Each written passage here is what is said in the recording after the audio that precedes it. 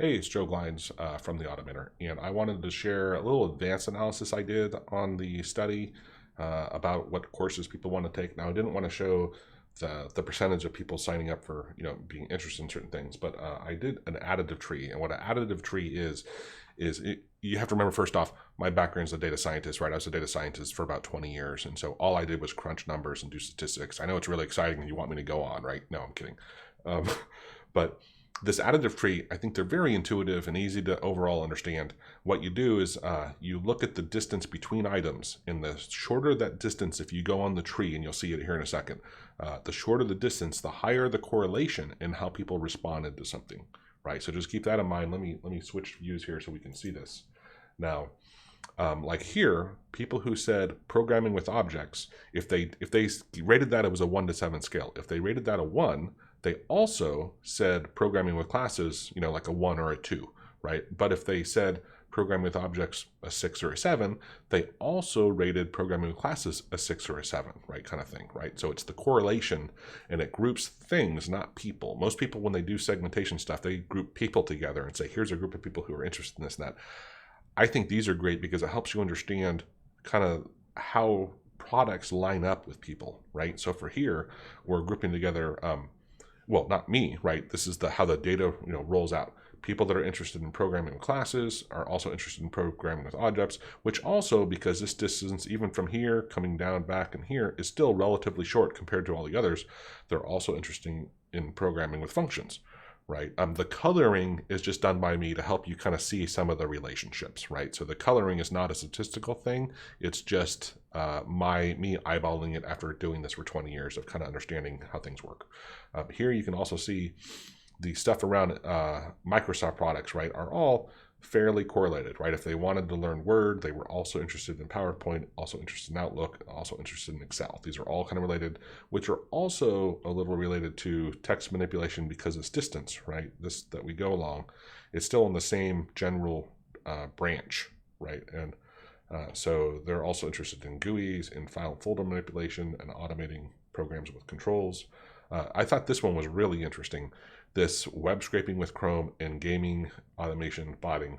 Thankfully, I put this in the survey not because I wanted to create a course on it, because I had an open-ended question, and I was worried if I didn't list it, people were going to write this in all the time because, AutoHotkey, it's one of the entryways people come into it is by doing this. And I don't want to necessarily create a course in this.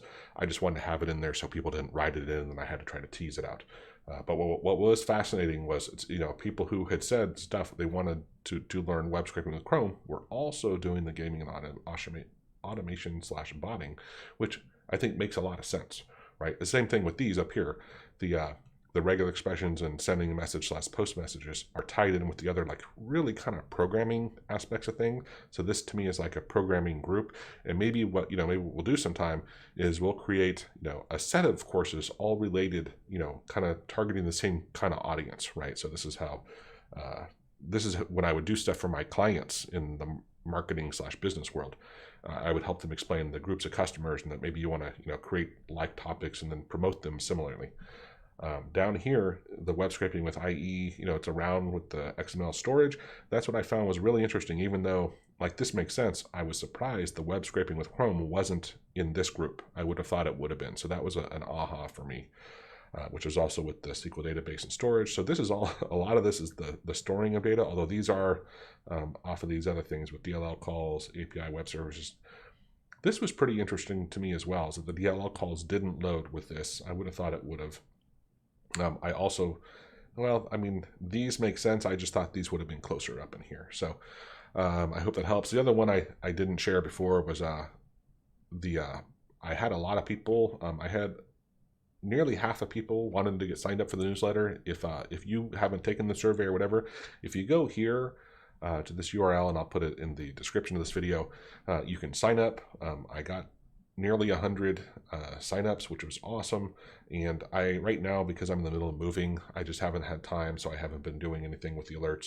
But generally speaking, what I'm planning to do is maybe every other week, send out alert, send out something telling people about scripts I found, like in the forum, or new scripts that I've created, or new videos that maybe Jackie and I have done in our podcast or the webinars, right? Kind of a summary of what I see going on.